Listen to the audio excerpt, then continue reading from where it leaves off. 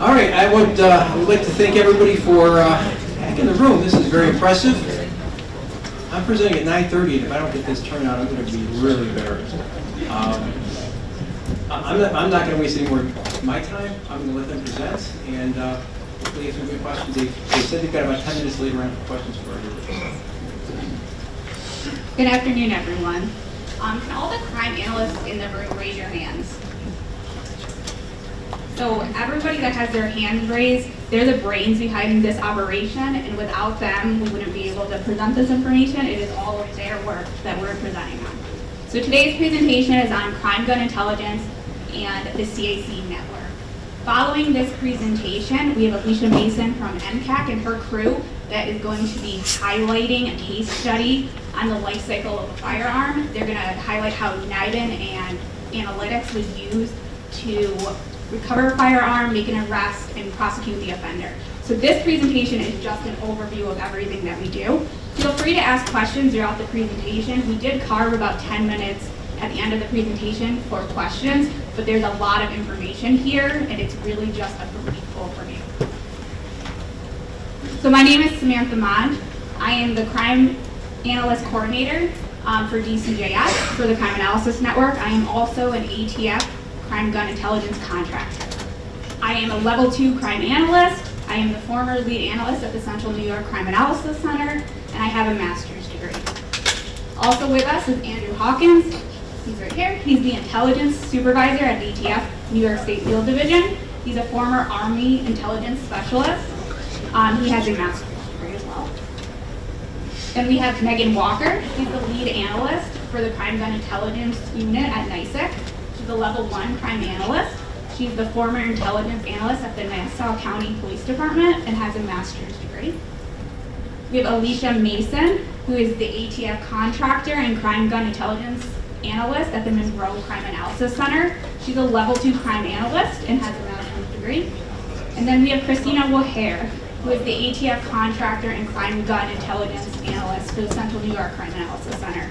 She's a Level 1 Crime Analyst, former Intelligence Analyst with the United States Army, or Navy, sorry, and master's degree student. Sorry. Our objectives today are to raise awareness of the Crime Analysis Network, their partnership and collaboration to collect, manage, and analyze crime gun activity, to highlight the National Integration Ballistic Information Network, NIBIN, to illustrate how E-Trace results and NIBIN leads can be utilized to support and further investigations, and to show the importance of submitting crime gun evidence in a timely manner in an effort to identify and detain suspects, disrupt criminal activity, and prevent future violence. The Crime Analysis Network is funded by the Division of Criminal Justice Services. There are currently 11 centers across New York State, which span from Niagara Falls to Suffolk County. We support 56 of the 62 counties in New York State. This is our current map.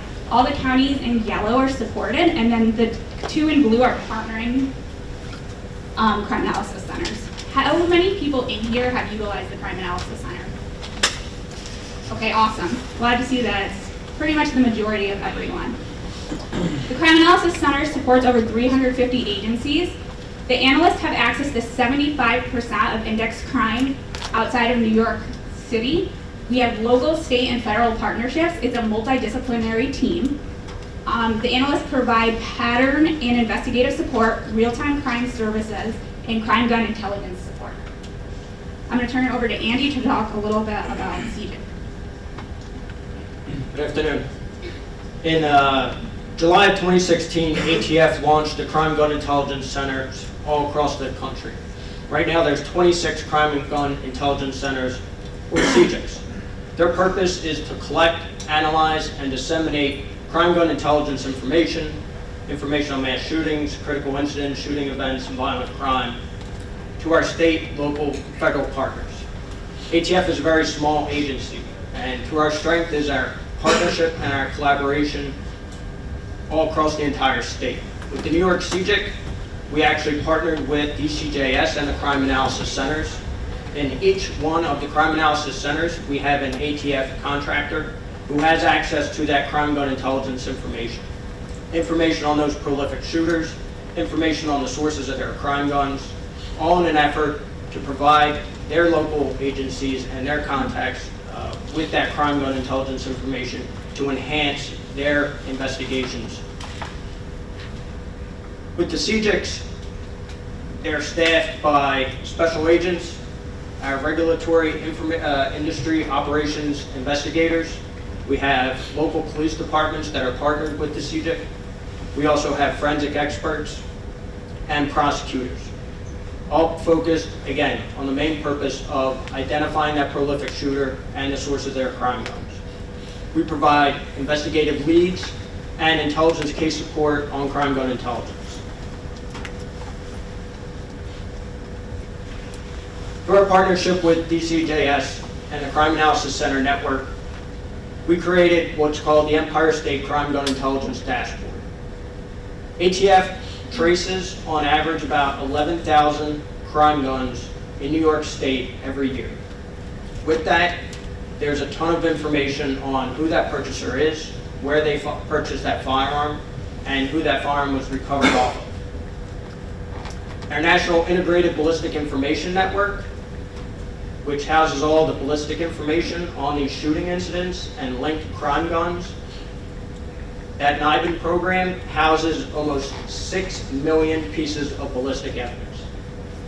What do we do with all that data? Our main purpose is using the technology that we have through Power BI and geospatial intelligence software to create a system that allows us to really exploit the information, analyze it, and provide that critical information to the investigators on the ground. Through our Crime Gun Intelligence Dashboard, in real time, we collect all the firearm trace information, where these guns are recovered, who they're recovered off of, and where the sources of these crime guns come from. In New York State, we are a market state, and our source states happen to be outside New York. So, although you're recovering that crime gun, that information on who purchased that crime gun and how it got in the hands of that felon who conducted that shooting may be crucial and critical to your investigation.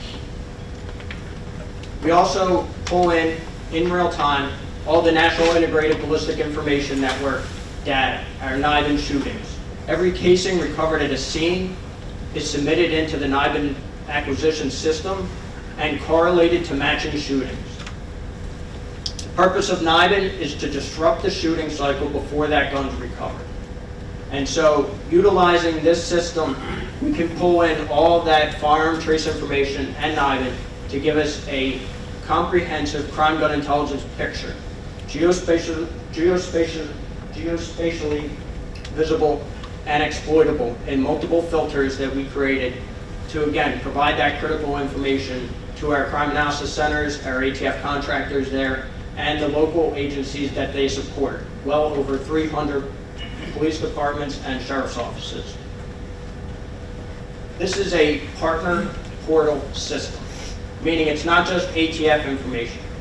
With our partnership with the crime analysis centers, we also pull in all the crime analysis center information on shooting incidents from all their covered agencies as well, along with all the shooting and firearm recovery arrests.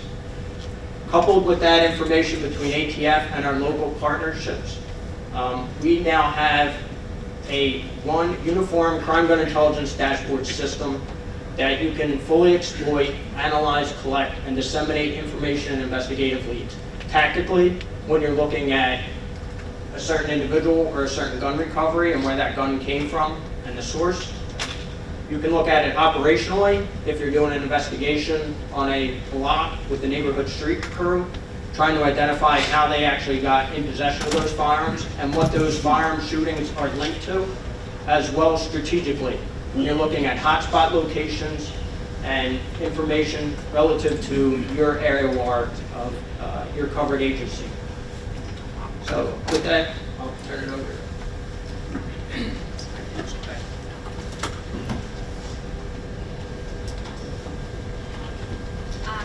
I'm Megan Walker. I'm the Supervisory Intelligence Analyst for the Crime Gun Intelligence Unit at the those of you that don't know it, is the Department of Homeland Security designated fusion center for the state of New York. We focus on both criminal and terrorist threat priorities.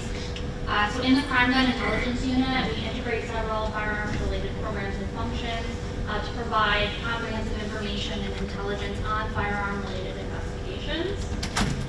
We focus primarily on weapons trafficking, illegal possession, illegal manufacturing of firearms investigations, and then also, since we have our counterterrorism center, we're focusing on firearms investigations with an extremist nexus. There are two sides to our unit. There's our criminal gun clearinghouse, which houses information on all crime guns that are recovered in New York. And submission of crime guns to the clearinghouse is mandated under New York State executive law. So we utilize this collected data to push out strategic products and statistics regarding crime gun trends around New York State. These are examples of some of the products that we push out. The other side of our unit focuses on the crime gun intelligence work, which is primarily tactical piece support for firearms investigations. We can produce link charts and timelines. We do cell site analysis. We can facilitate cell phone extractions for you, work on call detail record workups. We also provide information, on NICS denials dissemination, so notification of any prohibited persons who are attempting to purchase firearms or ammunition. We're pushing out that information throughout the state, and then we're also leveraging NICS denials against our big topics, so violent gang and terrorist organization files. So if there's a known gang member within NCIC, we are cross-referencing to see if any of our known gang members are purchasing firearms and ammunition and making those notifications to agencies as well. And then later on in this presentation, I'm going to cover the process of submitting to the Criminal Gun Clearinghouse, how your agency can do that. And the makeup of our unit is that we have two New York State Police investigators, our senior investigator, who is also the senior investigator of our gang intelligence unit. We have 4 intelligence analysts. We have an ATF special agent who sits in our unit. We have 2 ATF TFOs assigned to the NICIC and 2 ATF contractors, as well as our special investigations unit for the New York State Police. They have a gun trafficking interdiction unit, and that analyst sits with our unit as well. Thank you. The next section, we are going to talk about how the CAC supports firearm activity.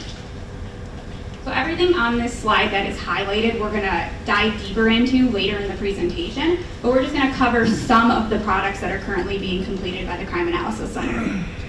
So there are daily briefings, bulletins, Part 1 crime, arrest reports, warrant reports, crime gun defendant reports. This is an example from the Hudson Valley Crime Analysis Center. They complete a daily briefing report. I only put 2 pages up here, but it's a thick packet where they go over all of the index crime that occurred the night before. They highlight all their shooting activities, any events, so if there's protests or any parties that are important to their jurisdiction, they're covered here, and then a list of all of their products, bulletins, and anything that is related to their ORI is packaged together in one product and then sent out to their partners. There are also weekly and monthly firearm reports, shooting and shots fired, CPW arrests, firearm recoveries, NICS denials. This is an example from the Capital Region. This is their firearm report. It is comparing this week to last week. There's a 5-year average, a 3-year average. It's highlighting everyone that's been arrested for a firearm, shows pictures and brief synopsis of that incident. All different give reports. There's hotspot reporting, there's hot people reporting, SEPTED, and different outreach reports. These are some examples of different hotspot reports. So on the left-hand side is from the Capital Region, different hotspots related to big patterns, gang violence that they currently have going on. There's also a shooting victim map in the top. And then on the bottom is from the Central New York. It's their gun crime analysis. It's a 1-year analysis of all their hotspots compared to a 3-year and then compared to a 5-year. Also social media reports. So this is an example from the Erie Crime Analysis Center. This is their social media report. There's analysts and police officers that are combing through social media and looking for individuals that are posting what appears to be a firearm. They are doing additional work to make sure that individual can't legally possess a firearm, and we put that information out weekly to our law enforcement for an officer safety. Also, NIDA leads and hit reports, firearm investigations. I'm going to turn it over to Alicia to talk a little bit more about this. Hello, I'm Alicia. I'm with the Monroe Crime Analysis Center. What you see up here is what we call a workup. We can tailor these depending on what type of crime or defendant you're looking at. So on screen is what we consider a full workup. It lists everything from recent police contacts the individual has had, any gang contacts, close family members and associates, and their basic demographic information and crime history. Tina's going to talk a little bit more about the NICS denial report. Hi, I'm Tina. I'm from the Central New York Crime Analysis Center. NICS is New York's national instant criminal background check system, and that's used by firearm dealers. This will tell the dealer if the individual is prohibited for any reason from purchasing a firearm or ammo. Every month, the Crime Analysis Centers receive a list that Megan mentioned that contains all of the NICS denials, and this lists every individual that attempted to purchase a firearm or ammo but were prohibited. The reports provide the location and the reason for the denial. And the Central New York Crime Analysis Center uses this information to create NICS denial reports for each county that we cover, and that lists the individuals within their areas of responsibility that are on the spreadsheet. And so one example of a success we had is from September of 2023, the Central New York Crime Analysis Center completed an officer safety bulletin on an individual who was making threats against law enforcement. And then in January 2024, that same person tried to purchase firearms from 2 different FFLs. And that information was then shared back with local law enforcement.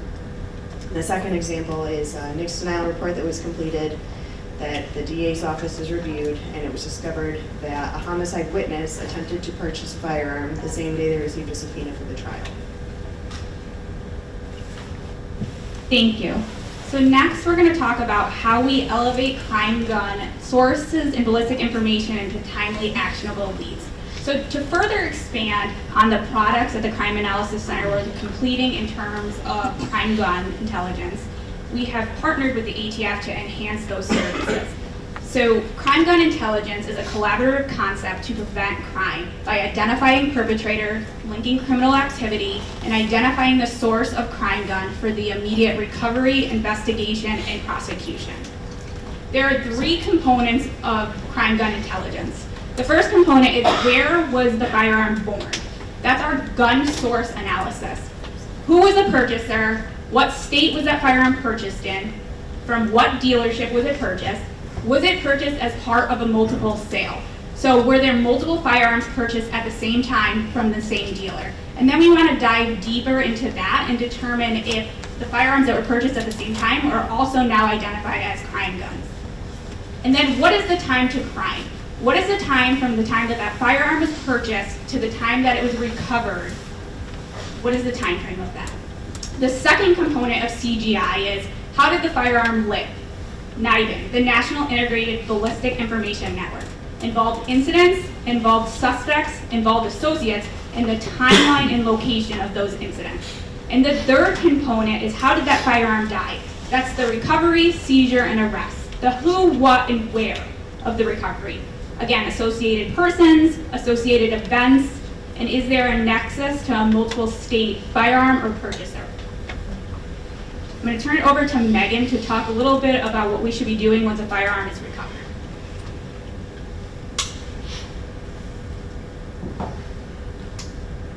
So as I mentioned earlier, all New York State law enforcement agencies are required to submit their crime guns to the Criminal Gun Clearinghouse. This is just an overview of that executive law. So within 24 hours, you have to submit your crime guns to the clearinghouse. What this does is your submission will initiate your trace with the ATF. There's no need to do a separate submission to the ATF of your firearm. your agency must opt into collective data sharing, and this is basically a checkbox that says that you're willing to share your trace data with other agencies in the state. And then all crime guns are test fired, and casings are submitted to NIBIN, as well as any casings that are recovered at the crime scene, whether or not there is a firearm present. And then law enforcement agencies are required to see if that firearm had been stolen. So what is a crime gun? So any firearm related to a criminal investigation that was reported stolen. It was an abandoned firearm, so if you find that firearm in an abandoned house or on the side of the road, it's defaced or not in possession of the registered owner. What is not a crime gun? Any firearms that were returned over for safekeeping, they're belonging to a deceased subject but it was lawfully possessed. Firearms surrendered for court orders which were otherwise lawfully possessed. So those guns, the not crime guns, we will not accept at the clearinghouse. So these are the steps to take when recovering a firearm, a crime gun. So the investigator or analyst or whoever is responsible for documenting firearms with your agency will conduct a number of checks. The first check will be a G inquiry to see if that firearm was reported lost or stolen. If it's confirmed lost or stolen, you're going to then submit a G locate message. If it's not lost or stolen, you're submitting a G recovery message. If at any time, you can take a picture of these steps, or this is, we'll provide all of our contact information. These are step-by-step processes that we can provide to your agency. Next step is to submit your G-gun. So that's a G-gun message, and that notifies the Criminal Gun Clearinghouse of your recovery. That submission will also initiate your trace with the ATF. Once your trace results have come back and are available from the ATF, you will access those results through your eTrace account or through whoever is your point of contact within your agency for eTrace. And then finally, you're going to submit your firearms and casings to NIBIN, which will help identify any further correlations with that firearm. These are just step-by-step instructions on how to access the Criminal Gun Clearinghouse. So under Property, Guns, Criminal Gun Clearinghouse, this will populate this form. We would like you to be as comprehensive as possible with all of the information that you provide, specifically possessor information. If you have any additional information of value, for example, machine gun conversion devices, or you're submitting a PMF, we ask that you indicate that information in the free text fields. And if there's a multiple person, say a firearm's recovered in a vehicle, the possessor field only allows for one person. But again, the more comprehensive information you provide to us, the more additional checks that we can do for your case. Finally, what happens when a crime gun is submitted? So, crime gun is recovered. That firearm is submitted for test firing, and those casings are submitted to NIBIN. The G-gun is then sent by the investigator or analyst to the Criminal Gun Clearinghouse, and this is going to initiate a number of checks on our side. So that serial number is going to be sent to pistol permits to see if the number has ever been on a permit in New York State, and that serial number is also checked by the Criminal Gun Clearinghouse. So we're doing offline searches on to see if there are previous firearms recoveries involving either the location or possessor. And then any needed corrections, make codes, gun types, obvious serial number issues, we're correcting those errors. And this just helps to streamline the tracing process once it's sent over to the ATF. And then all G-gun submissions will be batch uploaded to ATF to the National Tracing Center on the next business day, which again will initiate your trace. And then handgun serial numbers are being sent to Pennsylvania to check against the point of sale system to see if the firearms were purchased or legally transferred within Pennsylvania. And then next we have, if your possessor is from out of state, notifications are sent to that state's fusion center, and then we're asking for any additional information that we can obtain on that particular subject. And then finally, a list of all firearms seized are sent to the CACs and to our ATF IRSs that are assigned to the region. So any positive responses from the clearinghouse checks or NIBIN correlations are sent back to the investigator. So So whoever's submitting this information will have all of this information sent back to them, including any NIBIN correlations, if casings are recovered. That information will go back to the investigator as well.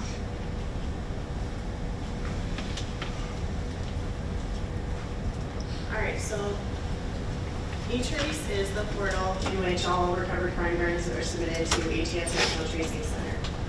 Each firearm is tracked from the manufacturer through each licensed dealer and to the initial purchaser. When the trace is complete, the trace results are released back to the requester.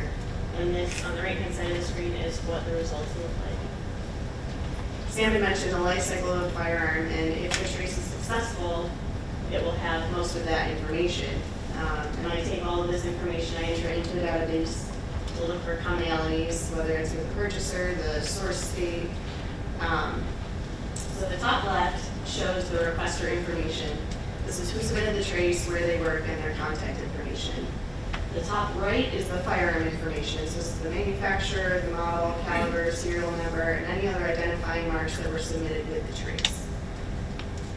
The middle right, where the red circle is, this is the recovery information, and it shows the recovery date as well as the time to crime, which is the number of days from the purchase to the day it was recovered. And if the time to crime is under about 2 years, then we'll look a little deeper because that may be an indicator of trafficking.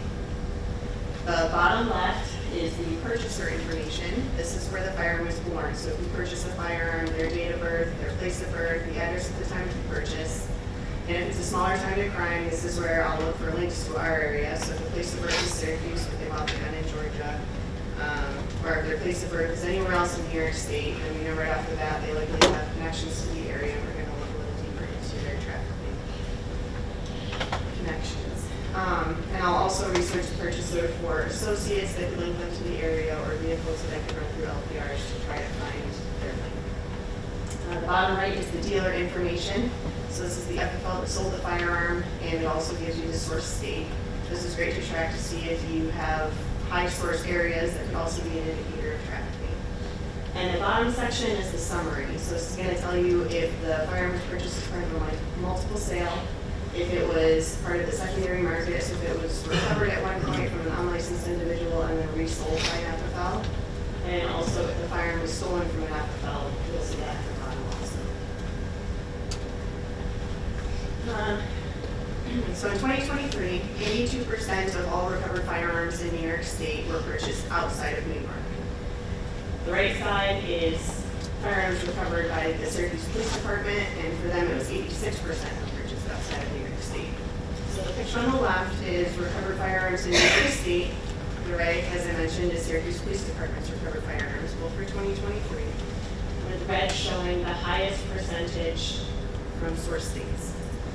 So the left shows the top 15, the right shows the top 10, so there's a slight difference, but as you can see, the top source states are the same, Georgia and New York. And each month at the Central New York Crime Analysis Center, we hold a monthly interstate gun trafficking meeting where our local law enforcement partners come together to collaborate and coordinate gun trafficking investigations.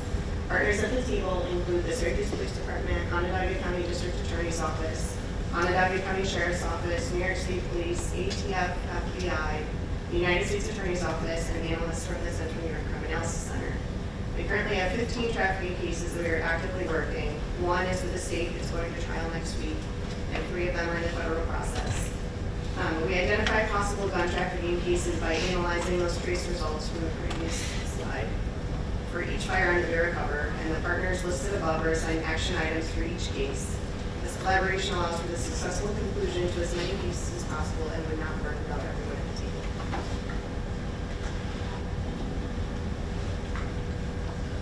Thank you, Tina and Megan. That was the first component of CGI. We're going to talk about the second component of CGI, how the firearm lived, the National Ballistic Information Network, NIBIN. This is how did that firearm live? The involved incidents, involved people, the timeline and location.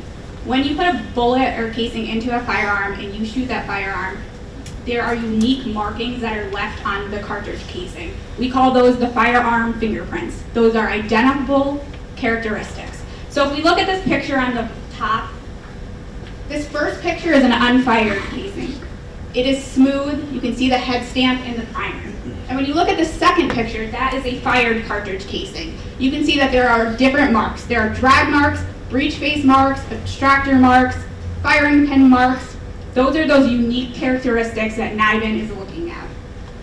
NIBIN acquisition stations, they take a detailed image of the cartridge casing that you enter into the NIBIN machine, and they compare that to other images that are in NIBIN, using an analog to determine a ranking listing of possible match incidents.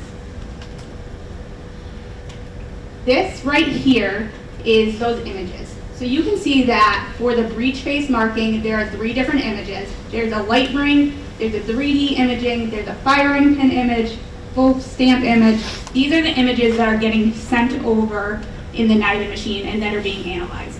When a cartridge casing is entered into a NIBIN acquisition station, those images are compared, and those rankings are brought up on a machine, and then there is a trained NIBIN technician that actually reviews those images to determine, they do an on-screen comparison to determine that those 2 cartridge casing had a high likely to be used from the same firearm.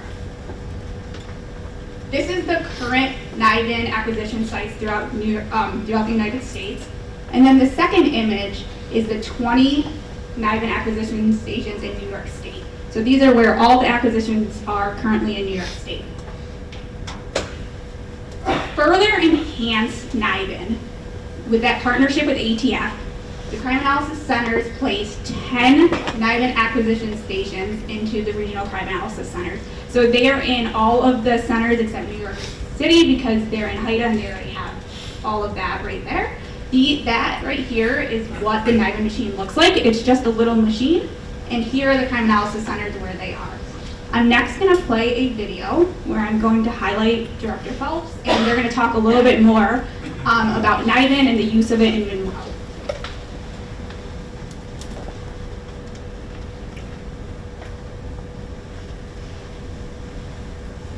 Time is crucial.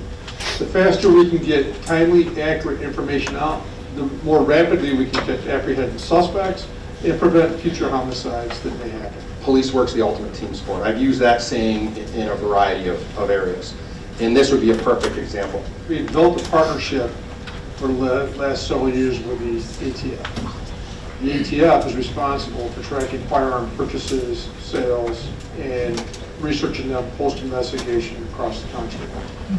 Over the past several years, they developed a technology to photograph digitally these shell casings that are found in crime scenes, and then they're able to enter those into the NIBIN, National Integrated Ballistic Information Network machine, and compare those shell casings to other shootings, not only in our area, but across the nation. This allows us to focus our resources on the worst of the worst, the people that pulling the triggers, doing the shootings in the community and doing the murders. In 2018, there was only about 300 NIBIN leads that were disseminated from the lab. This year, it was close to 3,000 already. Our partnerships, everyone's is great with us. Everyone's buying into the crime gun intelligence investigative strategy, and this is really helping solve crimes right here in Rochester. When you get somebody in an interview room and you just sort of let them talk to start, and they could give their version of events, and they may give a version of events that we already know factually is incorrect. And that's what you use to start breaking them down. In this mechanism back here, that immediate information will be part of that breakdown for us. There's people who are in state prison for a variety of evidence, but some of that evidence used and presented at trial is NIBIN information. So it has been a very useful tool. I think now with the immediate results we can get, it becomes even more useful, more real time, like while the, as they say, the first 48, while the first 48 is still happening, we're getting that scientific match, where before it was 2, 3, 4, or 5 days. It's a game changer because we can get up-to-date information on stuff while things are still going on. We could have a match to a nationwide ballistic search within a couple of hours. Prior to this technology, you could have a shooting and you may not know if that shooting's even connected to another shooting, for weeks or months. With this technology, while we're still actively doing the investigation, hours into the investigation, we may know that investigation is connected to 2 other shootings in Rochester, maybe one in Syracuse. This is probably the most significant advancement in firearm investigation technology in the last decade. It's very valuable to solving crimes. And Rochester's very lucky to have this. This is a model we want to put throughout the rest of the state and actually the country right now. When the trigger does get pulled and the bullet does go out into the community, well, that's where the NIBIN machine, the Rochester Police, the ATF really work together to bring those people to justice, to get them off the streets, to make the streets safe.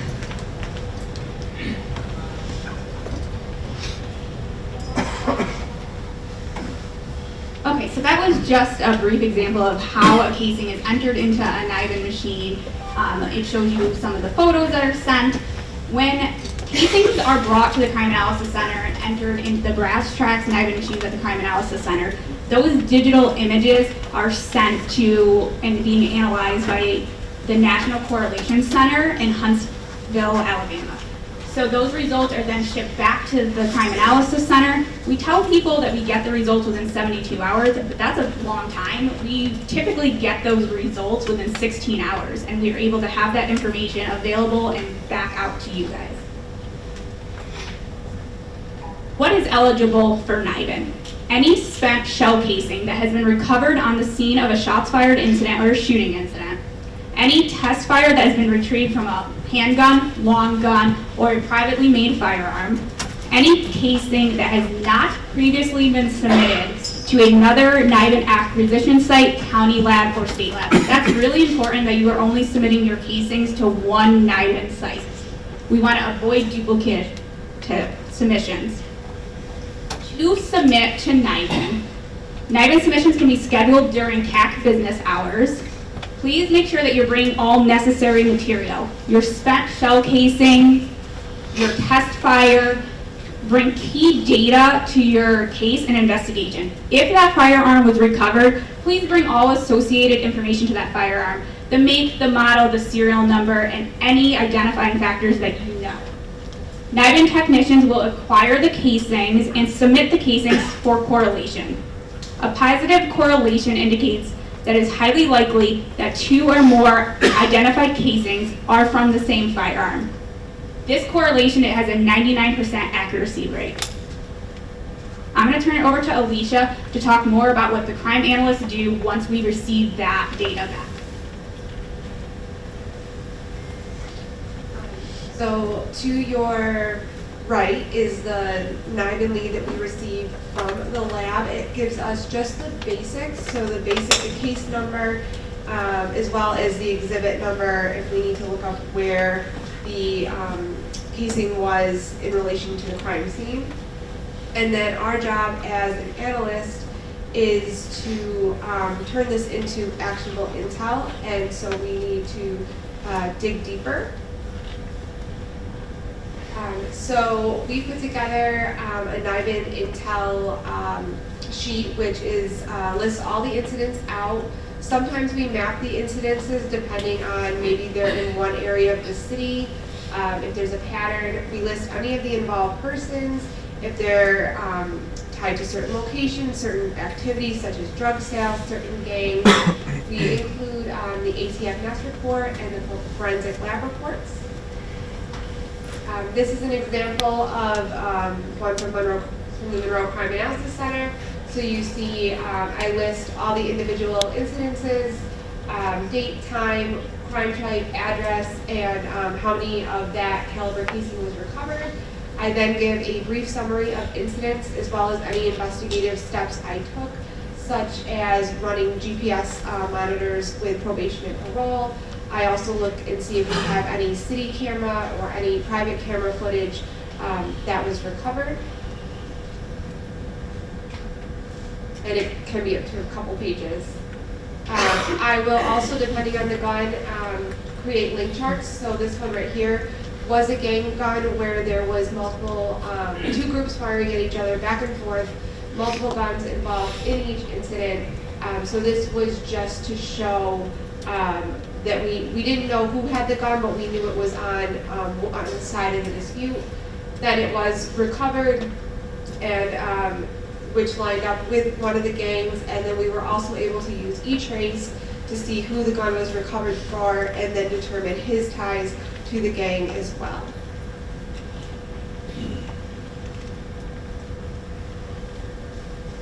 Since the NIBIN acquisition stations were placed into the 10 crime analysis centers, this is actually data from 2023 through June of 2024. There was over 1,900 acquisitions submitted by 104 law enforcement agencies. 517 correlations were generated, as a 26% of all acquisitions entered into the machine resulted in a correlation. And that's just a chart showing each month. So what is some of the early examples of impact on NIBIN? In March of 2023, there was a large-scale investigation involving multiple police departments, ATF, and the New York State Police. They were looking at multiple shooting incidents, homicides, illegal trafficking.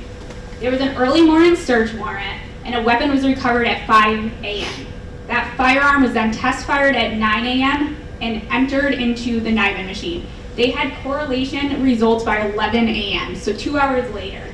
That information was available while the suspect was still being interviewed. A second example of this is July 2023, involving a multiple state NIBIN correlation. There was a shots fired incident in Poughkeepsie. The suspect was identified with assistance from the CAC, and they determined that that suspect had ties to Georgia. The casings were entered into the NIBIN machine, and the Crime Analysis Center requested that those NIBIN pictures be checked against Georgia NIBIN zones. A link to a Georgia shooting and a Newburgh, New York shooting occurred. The suspect was arrested and charged with attempt murder. Alicia is going to talk about a success in Rochester. This is a local success we had in Rochester at the end of February in 2024. I received an NIBIN lead that had 2 linked incidences. Those incidences both had gang ties. Also through social media analysis of those gang members, we believe tied to the guns, they were posting and selling firearms on social media. About a week later, I was contacted by our coordinator with the Rochester Police Department that a warrant was going to be written, and they were actively working on it. About another week or so later, we had another incident, again linked to the ongoing gang dispute, and then on March 19th, the warrant was served. 2 firearms were recovered, including the firearm that linked to these NIBIN leads, and also during that investigation, a robbery confession was obtained. A few more examples are in April 2024, a firearm was recovered in New Hartford.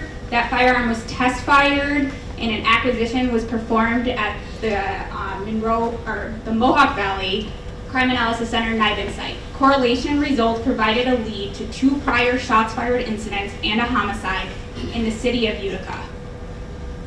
The Crime Analysis Center determined that the weapon was a team gun, as all suspects were associated.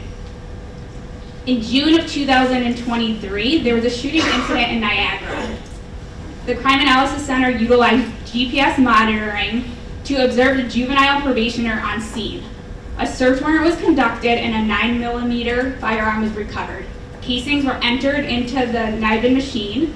The test fire of the recovered firearm linked to the casings found on scene of the shooting. So that is our quick overview of the 3 components. There's a list of all the presenters there, and then on the right-hand side is a list of all the crime analysis centers and their contact information. Does anyone have any questions? Nobody's saying